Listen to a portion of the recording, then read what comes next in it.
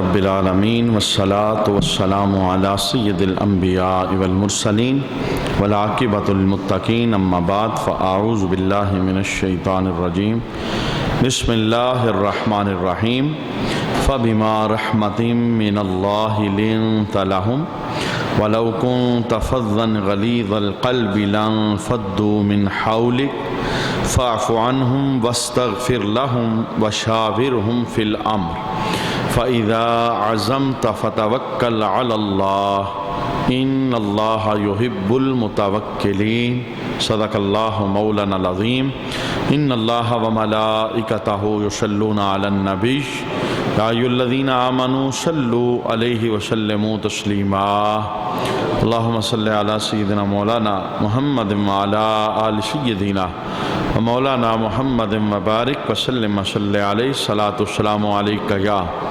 سيدي يا رسول الله صلاة والسلام عليك يا سيدي يا حبيب الله صلاة والسلام عليك يا سيدي يا شفيع المذنبين وعلى آلك وأصحابك يا سيدي يا رحمة للعالمين۔ تو اے حبیب، اللہ کی کتنی بڑی مہربانی ہے کہ آپ ان کے لیے نرم دل ہیں، اور اگر آپ ترش مزاج سخت دل ہوتے تو یہ لوگ ضرور آپ کے پاس سے بھاگ جاتے۔ تو آپ ان کو معاف فرماتے رہو اور ان کی مغفرت کی دعا کرتے رہو اور کاموں میں ان سے مشورہ لیتے رہو۔ پھر جب کسی بات کا پختہ ارادہ کر لو تو اللہ پر بھروسہ کرو، بے شک اللہ توکل کرنے والوں سے محبت فرماتا ہے۔ صدق اللہ مولانا العظیم۔ آقا حضور رحمت عالم صلی اللہ علیہ وآلہ وسلم کی اخلاق حسنہ کا قرآن پاک بیان کر رہا ہے کہ اللہ کریم نے آپ کو نرم دل بنایا تھا اور خوش اخلاق بنایا تھا۔ غلطیوں پر حضور رحمت عالم صلی اللہ علیہ وآلہ وسلم معاف فرما دیا کرتے تھے۔ اتنے لوگ تلوار کے ذریعے مسلمان نہیں ہوئے جتنے لوگ رسول اللہ صلی اللہ علیہ وآلہ وسلم کے عالی اخلاق کو دیکھ کر اسلام کے اندر داخل ہوئے۔ آقا حضور رحمت عالم صلی اللہ علیہ وآلہ وسلم کے دربار کے اندر حضور کا ایک دشمن قید کر کے لایا گیا جو گالیاں دیا کرتا تھا اور حضور رحمت عالم صلی اللہ علیہ وسلم کے خلاف باتیں کیا کرتا تھا۔ تو جب صحابہ نے باندھ کر اسے رسول اللہ صلی اللہ علیہ وآلہ وسلم کے سامنے پیش کیا تو رسول اللہ صلی اللہ علیہ وآلہ وسلم نے اسے کلمہ پڑھنے کی ترغیب دی۔ تو اس نے کہا کہ میں ایسے کلمہ نہیں پڑھوں گا، آپ مجھے آزاد چھوڑ دیں، مجھے باندھ کے نہ رکھیں اور مجھے کچھ مہلت چاہیے، مہلت دیں، پھر اس کے بعد میں فیصلہ کروں گا کہ میں نے کلمہ پڑھنا ہے یا کلمہ نہیں پڑھنا۔ تو حضور رحمت عالم صلی اللہ علیہ وسلم نے پوچھا کہ تجھے کتنی مہلت چاہیے؟ تو اس نے کہا کہ مجھے 1 مہینے کی مہلت چاہیے۔ تو آقا حضور رحمت عالم صلی اللہ علیہ وسلم نے اسے 3 مہینے کی مہلت دی اور صحابہ کو کہا کہ اس کی رسیوں کو کھول دو اور اسے آزاد کر دو، 3 مہینے تک اسے کچھ نہیں کہنا، میں اسے مہلت دے رہا ہوں۔ اب دیکھیے کہ یہی شان کافی تھی کہ ایک ازلی دشمن جو گالیاں دیتا ہے، دشمنی کا کوئی موقع ہاتھ سے نہیں جانے دیتا، جب اسے پکڑ لیا گیا، باندھ دیا گیا اور اب انتقام لیا جا سکتا تھا، اب کارروائی ہو سکتی تھی، لیکن حضور رحمت عالم نے اسے مہلت دی۔ اس نے 1 مہینے کی مانگی، حضور نے اسے 3 مہینے کی مہلت عطا فرما دی اور اسے آزاد کر دیا اور رسیوں کو کھول دیا۔ صحابہ کہتے ہیں کہ ابھی 1 مہینہ بھی پورا نہیں ہوا تھا، 3 مہینوں تو دور کی بات، 1 مہینہ بھی پورا نہیں ہوا تھا، وہ بندہ رسول اللہ صلی اللہ علیہ وسلم کے دربار میں خود چل کے دوبارہ آ گیا۔ تو میرے محبوب نے پوچھا کہ تو نے مہلت لی تھی تو تیری تو لی ہوئی مہلت ابھی پوری نہیں ہوئی، تو آ گیا ہے، کیا معاملہ ہے؟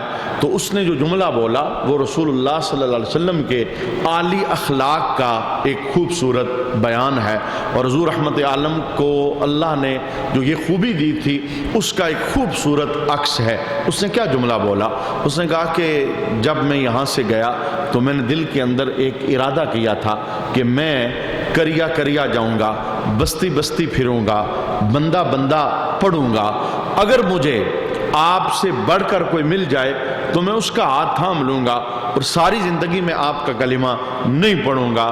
تو بندہ کہنے لگا پھر میں نے ایسا ہی کیا، میں نے بندہ بندہ پڑھا، میں بستی بستی پھرا اور میں نے ہر ایک کو پرکھ کے دیکھا ہے، لیکن میں فیصلہ کرنے پر مجبور ہو گیا کہ اس روئے زمین پر آپ سے بڑھ کر کوئی اخلاق والا نہیں، اس لیے میں پلٹ کے آیا ہوں، اب مجھے اور مہلت نہیں چاہیے، مجھے کلمہ پڑھائیں، میں مسلمان ہونا چاہتا ہوں۔ اب یہ دیکھیے، ایک ہے کہ پکڑ کے لایا جا رہا ہے، باندھا جا رہا ہے، سختیاں ہو رہی ہیں، اور دوسری طرف رسول اللہ نے اپنے عالی اخلاق کو پیش کیا، تو وہ بندہ اس کا دل اندر سے وہ اس بات پر آمادہ ہو گیا کہ مجھے ان کا دامن تھامنا چاہیے۔ صحابہ کہتے ہیں کہ جنگ کے موقع پر آقا حضور رحمت عالم صلی اللہ علیہ وسلم کے ساتھ ہم درختوں کے نیچے واپسی پر آرام فرما رہے تھے، سارے لوگ سوئے ہوئے تھے، تو ایک دشمن نے موقع پایا، حضور رحمت عالم کی تلوار لٹک رہی تھی درخت کے ساتھ، اور درخت کے نیچے رسول اللہ آرام فرما رہے تھے، تو اس دشمن نے تلوار کو اتار لیا اور تلوار لے کر اس نے تلوار کو سیدھا کر لیا، اور یہ جملہ بولنے لگا کہ اے محمد صلی اللہ علیہ وآلہ وسلم، میں تو زمانے سے موقع تلاش کر رہا تھا، اب بتاؤ تمہیں مجھ سے کون بچائے گا۔ اب نبی تو پھر نبی ہوتا ہے، ان کے ساتھ اللہ کی رحمت، اللہ کی مدد ہر وقت شامل حال رہتی ہے۔ یہ تو دشمن بالکل سامنے کھڑا تھا، اور ایک بار ایسا موقع بھی ہوا تھا، یہودیوں نے رسول اللہ صلی اللہ علیہ وسلم کو شہید کرنے کا یہ پروگرام بنایا تھا کہ ہم ان کی دعوت کریں گے اور ایک بندے کو بھاری پتھر دے کر ہم چھت کے اوپر کھڑا کریں گے، انہیں ہم دیوار کے ساتھ بٹھائیں گے، ہم بھی ساتھ بیٹھیں گے، پھر کسی کام کے بہانے ہم اٹھیں گے، اوپر والے بندے کو کہیں گے کہ پتھر چھوڑ دو، ان پہ پتھر گرے گا اور معاذ اللہ یہ شہید ہو جائیں گے۔ یہ پروگرام انہوں نے بنایا اور پھر انہوں نے ایسا کر دیا۔ رسول اللہ جب بات کرنے ایک قتل کیس کے اندر ان کے پاس گئے، یہودیوں کے پاس، تو انہوں نے بھاری پتھر دے کر بندہ چھت پہ کھڑا کر دیا۔ رسول اللہ جب بیٹھے تو بات کرنے کے بہانے کوئی کام ڈال کر وہ وہاں سے اٹھ گئے، اوپر والے بندے کو انہوں نے اشارہ کر دیا، اس نے اوپر سے پتھر پھینک بھی دیا، ادھر سے اس نے پھینکا، ادھر سے آسمان سے رب نے جبریل کو بھجوا دیا کہ جاؤ میرے محمد کے خلاف یہ پلان ہو رہا ہے۔ تو اتنی جلدی جبریل وہاں سے پہنچے اور حضور کو پروں پر اٹھا کر جبریل نے سائیڈ پہ کر دیا، یعنی چھپا ہوا دشمن حملہ کرنا چاہتا تھا تو رب نے بچا لیا۔ یہ تو دشمن بالکل سامنے کھڑا تھا، تو اس نے تلوار ہاتھ میں لے کے کہا کہ اے محمد صلی اللہ علیہ وآلہ وسلم، بتاؤ تمہیں مجھ سے کون بچائے گا۔ تو حضور کے ساتھ اللہ کی مدد تھی، تو رسول اللہ صلی اللہ علیہ وسلم نے رعب اور دبدبے والے لفظوں کے اندر جملہ بولا کہ مجھے تجھ سے میرا رب بچائے گا۔ اتنا جملہ بولنے کی دیر تھی کہ اس کے ہاتھوں پہ کپ کپی طاری ہو۔ اب ہاتھ تلوار پکڑے تو تلوار کو وہ پکڑے، ہاتھوں پہ رس اور کپ کپی طاری ہو گئی، تلوار اس کے ہاتھ سے گر گئی۔ رسول اللہ نے تلوار کو اٹھایا اور اٹھا کر ایک جملہ بولا۔ حضور ارشاد فرمانے لگے اب بتا تجھے مجھ سے کون بچائے گا۔ چونکہ سارے زمانے میں حضور کا اخلاق مشہور تھا، اس بندے نے آگے سے کیا جملہ بولا، وہ بندہ جو قاتل بن کے آیا ہے، وہ بندہ جو تھوڑی دیر پہلے تلوار لے کے گردن اتارنا چاہتا تھا، تو اس نے آگے سے کیا کہا، اس نے کہا کہ آپ سے بڑھ کر اخلاق والا میں نے کوئی نہیں دیکھا، آپ تو دشمنوں کو معاف کر دیتے ہیں۔ آقا حضور رحمت عالم نے تلوار کو نیام میں ڈالا اور ڈال کے کہا جا میں محمد تجھے معاف کر رہا ہوں۔ اب اس جملے کا اس پر کتنا اثر ہوا کہ وہ حضور کے قدموں میں پڑ گیا، کہنے لگا حضور مجھے معاف فرمائیں، مجھے کلمہ پڑھائیں، میں مسلمان ہونا چاہتا ہوں۔ یعنی یہ 20 واقعات احادیث کے اندر موجود ہیں کہ حضور رحمت عالم کو اللہ نے جو صفتیں دے کر بھیجا تھا، جو اخلاق دے کر بھیجا تھا۔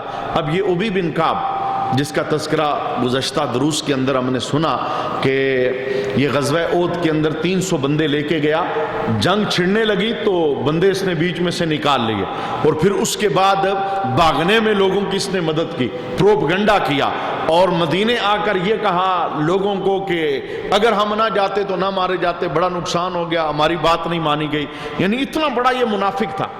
اور اس نے ایک مرتبہ یہ جملہ بول دیا تھا، یعنی حضور ایک جنگ پر تشریف لے کے گئے تو اس نے پیچھے مدینے کے اندر یہ کلام بول دیا، اس نے کہا کہ آج اگر وہ آئیں، یعنی میں وہ جملہ زبان پر نہیں لا سکتا، اس نے کہا کہ آج اگر وہ آئیں جن کی کوئی عزت نہیں، میں بڑا عزت والا ہوں، میں انہیں یہاں سے نکال دوں گا۔ تو وہ تلوار لے کے کھڑا ہو گیا۔ تو جس وقت اس کے بیٹے کو پتا چلا، عبداللہ بن ابی کا جو بیٹا تھا وہ بہت زیادہ رسول اللہ کا عاشق تھا، حضور سے پیار کرتا تھا، تو اس نے تلوار پکڑی اور باپ کے سامنے کھڑا ہو گیا، کہنے لگا اے باپ جملہ اپنی زبان سے بدل کے بول، یعنی یہ کہہ کہ رسول اللہ عزت والے ہیں اور میں ذلیل ہوں، اپنے آپ کو ذلیل کہہ وگرنہ میں تیری گردن تن سے جدا کر دوں گا۔ اور پھر اس منافق نے جملہ بولا، اس نے کہا حضور عزت والے ہیں، میں ذلیل ہوں، مجھ سے غلطی ہو گئی۔ پھر بیٹے نے چھوڑا۔ میں یہ جملہ اس لیے بول رہا ہوں، اتنے سارے اس نے کام کیے، اتنی دشمنیاں اس نے نبھائی، جب اس کی موت ہو گئی، عبداللہ بن ابی منافق کی موت ہو گئی، تو اس کا بیٹا حضور کے ساتھ تھا، ہر جنگ میں جاتا تھا، عاشق تھا، محبت کرنے والا تھا، جان لٹانے والا تھا۔ تو بیٹا آ گیا حضور کے پاس، کہنے لگا یا رسول اللہ میرا باپ فوت ہو گیا ہے، آپ اگر آئیں میرے باپ کا جنازہ پڑھا دیں اور آپ اپنی قمیض کفن کے لیے دے دیں تو یہ بہت بڑی مہربانی ہوگی۔ تو رسول اللہ اٹھ پڑے، حضور نے اپنی قمیض دے دی اور ساتھ حضور نے تیاری کر لی کہ میں جنازہ پڑھانے کے لیے جاؤں گا۔ حضرت عمر جیسا بندہ حضور رحمت عالم کے پاؤں پڑ گیا، حضور رحمت عالم کے پاؤں پکڑ کے حضرت عمر ساری باتیں یاد دلانے لگے، حضور یاد کریں اس نے یہ کیا تھا، اس نے یہ کیا تھا، اس نے یہ کیا تھا، وہ ساری اس کی دشمنیاں، لیکن رسول اللہ اٹھ پڑے۔ یہ جو حضور کے اٹھنے کا انداز تھا نا، رب سے اللہ تعالیٰ نے آسمان سے قرآن نازل فرما دیا کہ محبوب ایک بار نہیں، اگر آپ 70 بار بھی دعا استغفار کریں گے تو ہم اسے بخشیں گے نہیں۔ وجہ یہ ہے اس نے بڑی دشمنی نبھائی ہے، اس نے بڑی منافقت کی ہے، منع کر دیا کہ جنازے پہ نہیں جانا، قبر پہ نہیں جانا، پاس بھی نہیں جانا۔ پھر رسول اللہ رک گئے، لیکن حضور کا یہ جو فعل تھا نا، حضور نے قمیض دے دی، حضور جنازے کے لیے اٹھ پڑے، اس فعل کا عبداللہ بن ابی منافق کے خاندان پر اتنا زیادہ اثر ہوا کہ اسی دن، یعنی جس دن وہ مرا، 1000 بندہ اس کے خاندان کا کلمہ پڑھ کر مسلمان ہو گیا۔ یعنی یہ اخلاق عالی کی ایک اعلیٰ مثال ہے، ایک ازلی دشمن، کٹر دشمن جس سے خیر کی کوئی امید نہیں، اس کے ساتھ بھی رحمت کرنے کے لیے حضور تیار ہو۔ وہ تو اللہ نے منع کر دیا تو رسول اللہ رک گئے، وگرنہ حضور کے جو دل کی نرمی ہے اس نرمی کا بیان یہاں پر موجود ہے کہ اے محبوب ہم نے آپ کو بڑا نرم دل بنایا ہے، اور نرم دلی کی وجہ سے آپ انہیں معاف کرتے رہتے ہیں اور اپنے اخلاق عالی کا آپ اظہار فرماتے رہتے ہیں۔ میں کہتا ہوں اگر حضور کے اخلاق عالی کو دیکھنا ہو تو فتح مکہ کا وہ منظر دیکھا جا سکتا ہے۔ مکے والوں نے کیا نہیں کیا تھا رسول اللہ کے خلاف، حضور رحمت عالم سجدہ کریں تو گندی اوجڑیاں جانوروں کی حضور کی پشت نازنین پہ رکھ دیں، حضور کے گلے کے اندر چادر ڈال کے گلا دبائیں، آقا حضور رحمت عالم کو گالیاں دیں، چہرے کے پر مٹی اور خاک ڈالیں، جادوگر کائن کہیں، ہر جگہ رکاوٹیں ڈالیں۔ اتنے بڑے دشمن کہ قتل کا منصوبہ انہوں نے بنا لیا۔ حضور رحمت عالم صلی اللہ علیہ وسلم کے مکان پر حملہ آور ہونے کے لیے مکے کے بڑے بڑے کافر جوان اکٹھے ہو گئے۔ پھر اللہ نے آرڈر دیا کہ محبوب آپ یہاں سے ہجرت کریں، آپ نکل جائیں، اور راتوں رات رسول اللہ نکلے، غار سور کے اندر وہ دشمن پیچھے پہنچ گئے۔ پھر آپ نے اتنا لمبا سفر کیا، مکہ چھوڑ کے پیدائشی گھر حضور مدینے چلے گئے۔ اتنی دشمنی کے باوجود جب مدینے میں اسلام مضبوط ہوا، حضور 10,000 کا قافلہ لے کے مکہ کے اندر داخل ہوئے، تو ذرا انداز دیکھیں، سیرت کے اندر لکھا ہوا ہے کہ آقا حضور رحمت عالم جب مکے میں داخل ہوئے تو حضور کا سر انور جھکا ہوا تھا۔ جب کوئی فاتح بن کے جاتا ہے نا تو اس کا سینہ چوڑا ہوتا ہے، اس کی نظر اٹھی ہوتی ہے کہ دشمن سارے آج میرے قدموں کے نیچے ہیں، لیکن عاجزی کی وجہ سے رسول اللہ کا سر جھکا تھا، اور جس اونٹنی پر سوار تھے حضور کی مبارک ٹھوڑی اس کے پالان کے ساتھ لگ رہی تھی۔ اور جب حضور رحمت عالم صلی اللہ علیہ وسلم مکے میں داخل ہوئے، بڑے بڑے دشمن جنہوں نے دشمنی میں کوئی کسر نہیں چھوڑی تھی، وہ ایک لائن میں سارے کھڑے تھے۔ تو آقا حضور رحمت عالم صلی اللہ علیہ وسلم نے سب سے پوچھا، بتاؤ آج تم کیا سوچتے ہو کہ تمہارے ساتھ کیا کیا جائے گا؟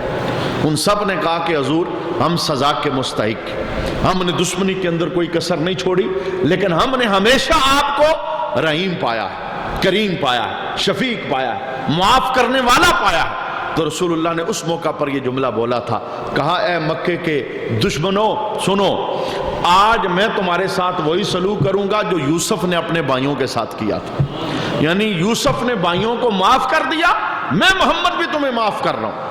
اس دن جب مکہ فتح ہوا ہزاروں لوگ کلمہ پڑھ کے اسلام میں داخل ہوئے۔ یعنی یہ جو جملہ میں نے بولا کہ قرآن نے ان آیات کے اندر رسول اللہ کے عالی اخلاق کو بیان کیا ہے، تو یہ اخلاق ایک ایسی دولت ہے، تلوار سے اتنے لوگ مسلمان نہیں ہوئے جتنے حضور کے کردار سے ہوئے ہیں، جتنے حضور کی گفتار سے ہوئے ہیں، جتنے حضور کے اخلاق سے ہوئے ہیں، جتنی حضور رحمت عالم کی زبان کی نرمی اور معاف کر دینے والی عادت سے لوگ دار اسلام کے اندر داخل ہوئے ہیں۔ یہ اتنی عالی صفت ہے جس مسلمان کی زندگی کے اندر آ جاتی ہے، وہ جس محلے کے اندر ہے اس کے وجود سے وہاں خوشبو آئے گی، وہ گھر میں ہے تو پورے خاندان میں خوشبو بکھیرے گا، وہ مسجد چلا آتا ہے تو اس کی رونق کے مسجد کے ماحول کو دو بالا کر دیں گی۔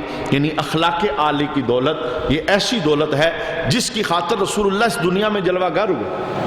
ذرا دیکھیے تو اسی حدیث میں حضور نے اپنی آنے کی، پیدائش کی، بعثت کی جو آمد تھی اسے حضور نے اپنے لفظوں سے بیان فرمایا۔ کیوں مجھے رب نے دنیا پہ بھیجا؟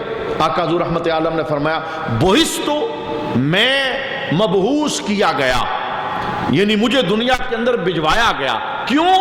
تاکہ میں اخلاق کو اعلیٰ منزل تک پہنچا دوں۔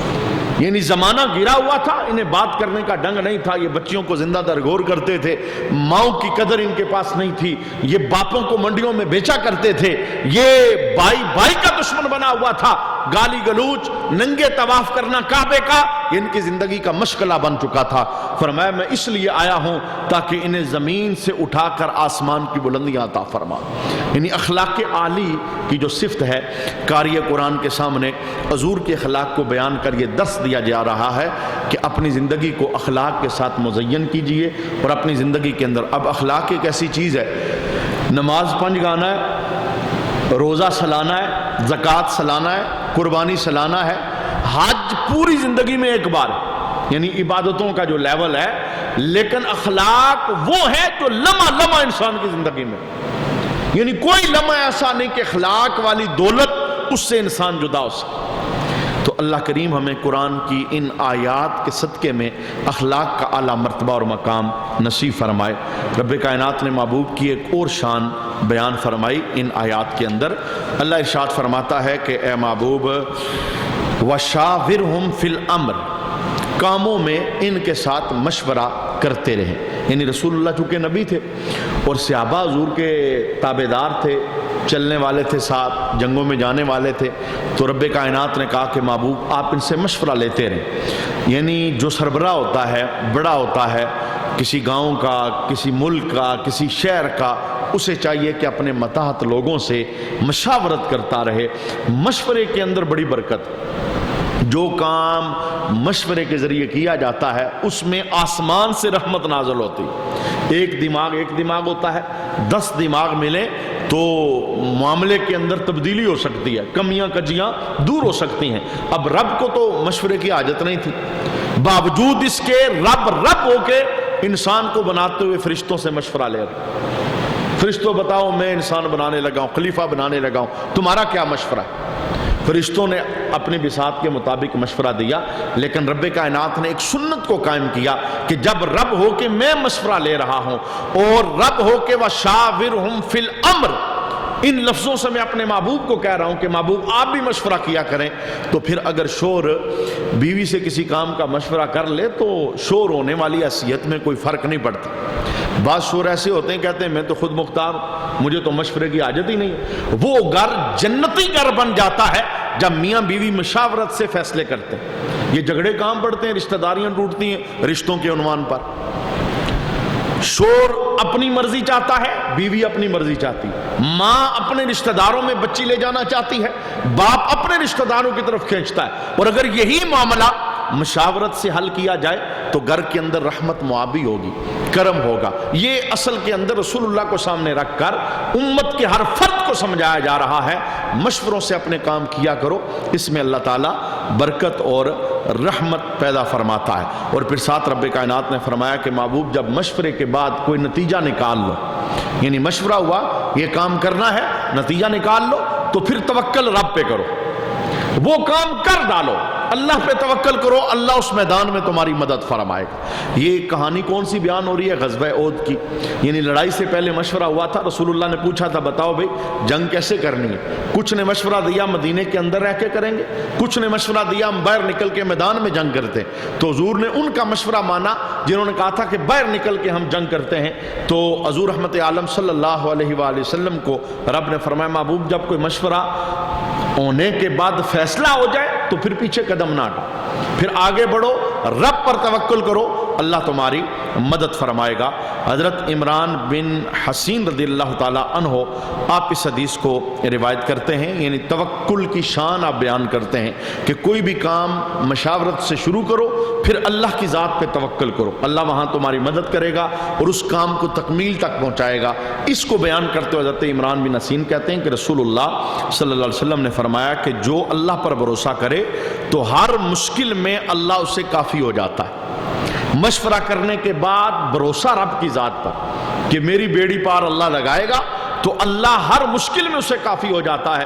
اور دوسرا جملہ حضور نے فرمایا کہ اللہ تعالیٰ اسے وہاں سے رزق دے گا جہاں اس کا گمان بھی نہیں ہوگا، یعنی جہاں سوچ بھی نہیں جا سکتی وہاں پر اللہ اسے رزق عطا فرمائے گا۔ اور جو دنیا پر بھروسہ کرے گا تو اللہ اسے دنیا کے سپرد فرما دیتا ہے۔ یعنی توکل ہمیں ہر حال میں اللہ کی ذات پہ کرنا چاہیے۔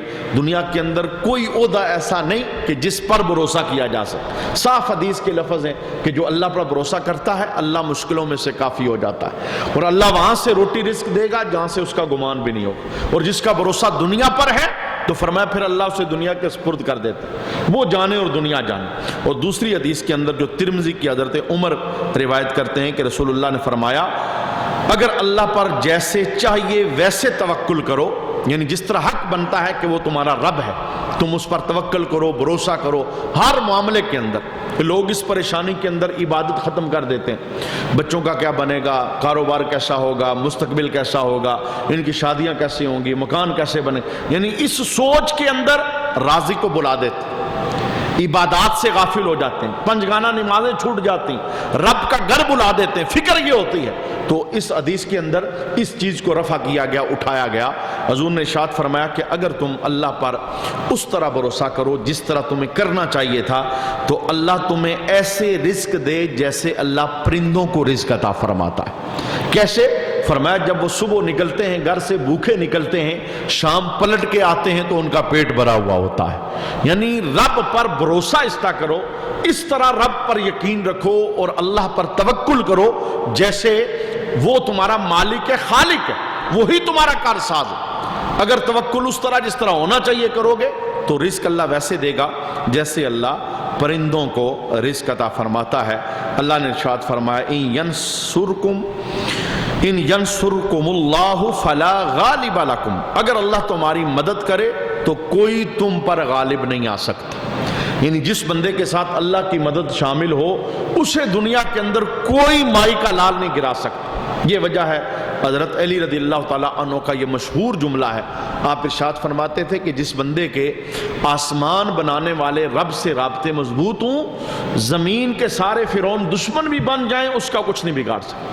یعنی رب سے جس کا تعلق مضبوط ہے اور تعلق اچھا ہے، زمین کے سارے لوگ بھی دشمن بن جائیں اس بندے کا کچھ نہیں بگاڑ سکتا۔ اور جو بندہ زمین والوں سے بھی بگاڑ بیٹھا ہے اور رب سے بھی بگاڑ بیٹھا ہے پھر اس کا کوئی حامی و ناصر نہیں ہے۔ یہ چیز اللہ بیان فرما رہا ہے کہ اگر اللہ تمہاری مدد کرے تو کوئی تم پر غالب نہیں آ سکتا۔ اور دوسرا جملہ وَإِن يَخْذُلْكُمْ فَمَنْ ذَا الَّذِي يَنْصُرُكُمْ مِنْ بَعْدِهِ، اور اگر وہ تمہیں چھوڑ دے تو پھر اس کے بعد کون تمہاری مدد کر سکتا؟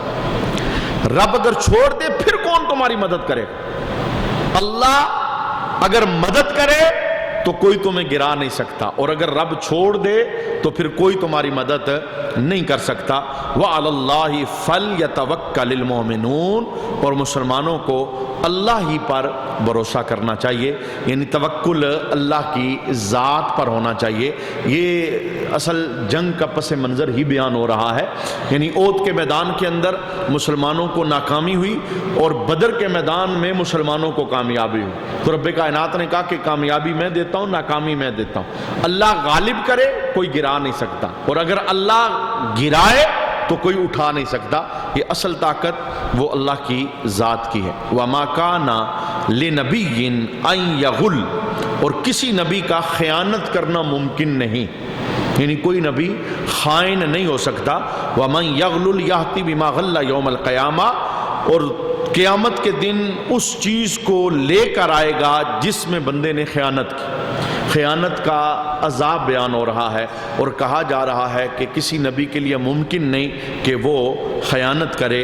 ثم توفی کل نفس ما کسبت، تو ہر شخص کو اس کے اعمال کا پورا پورا بدلہ دیا جائے گا. وہم لا یظلمون، اور ان پر ظلم نہیں کیا جائے گا. ایک جنگ کے موقع پر مال غنیمت ملا تو ایک چادر گم ہو گئی، یعنی مال غنیمت اکٹھا ہوتا تھا پھر تقسیم ہوتا تھا، تو تقسیم ہونے سے پہلے ایک چادر گم ہو گئی. لوگ کہنے لگے یار وہ چادر تھی جو ہم لائے تھے وہ نہیں مل رہی، وہ گم ہو گئی، کسی نے چوری کر لی. تو جو منافق لوگ تھے انہوں نے ایک جملہ مشہور کر دیا. انہوں نے کہا کہ نبی اپنے گھر میں لے گئے، معاذ اللہ، انہوں نے کہا کہ نبی اپنے گھر میں لے گئے ہیں اور انہوں نے استعمال کر لیا اور مال کے اندر انہوں نے خیانت کی. اس کا جواب رب نے دیا. رب نے کہا کہ کوئی نبی خیانت نہیں کر سکتا. خیانت گناہ ہے اور اللہ نبیوں کو گناہوں سے پاک دنیا کے اندر بھجواتا ہے. گناہ نبی کی زندگی کے اندر، نبی معصوم ہوتے ہیں، یعنی گناہ ان کی زندگی میں ہے ہی نہیں، کوئی گناہ بھی. پھر ساتھ ہی رب کائنات نے خیانت کا عذاب بھی بیان کر دیا. فرمایا جس بندے نے کسی چیز کے اندر خیانت کی تو قیامت کے دن وہ چیز اس کے سامنے آئے گی اور اس کے مطابق اس بندے کو اس کی سزا دی جائے گی. حدیث کے اندر موجود ہے، رسول اللہ صلی اللہ علیہ وسلم کا یہ فرمان حضرت انس روایت کرتے ہیں.